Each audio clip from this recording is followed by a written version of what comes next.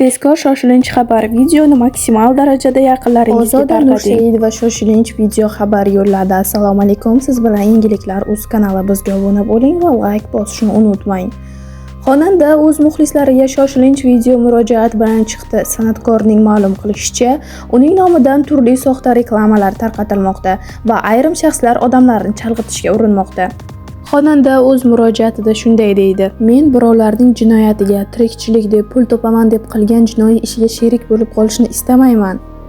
Hozirgacha ham menga qo'ng'iroq qilishyapti. Qandaydir soch to'kilishiga qarshi vositalar, uy-joy oldi sottisi, qandaydir ko'z dorilari yoki ko'z operatsiyasi va boshqa mahsulotlar bo'yicha mening nomimdan soxta videolar yasab, reklamalar tarqatishmoqda. Men hech qachon bunday reklamalarni qilmaganman. Hurmatli muxlislarim va kuzatuvchilarim, iltimos bunday e'lonlarga aldanib, ishonib, pulingizga kuyib qolmanglar. Men qachondir reklama qilsam nimandir, albatta unga ishonch hosil qilib va albatta kamdan kam hollarda tekshirib, qayta tekshirib, o'z shaxsiy sahifamga joylagan holatda reklama qilaman.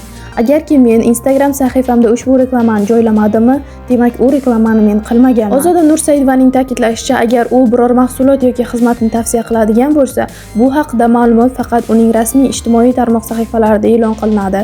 Xonanda fuqarolarni ehtiyotkor bo'lishga chaqirib, har yerda uchragan har qanday reklamalarga ishonib qolmanglar, pulingizga kuyib qolmang. Ushbu ogohlantirishni maksimal darajada ko'p yaqinlaringizga ham yetkazing, deydi murojaatni yakunlash chog'ida. Ushbu videoni ko'rib turgan har bir tomoshabinni ogohlikka chaqiramiz. Hurmatli tomoshabin, ehtiyot bo'ling. Bizda hozircha shu. Yangiliklar.uz kanaliga obuna bo'ling, like bosing va tezkor xabarlar bilan quruq qolib ketmang.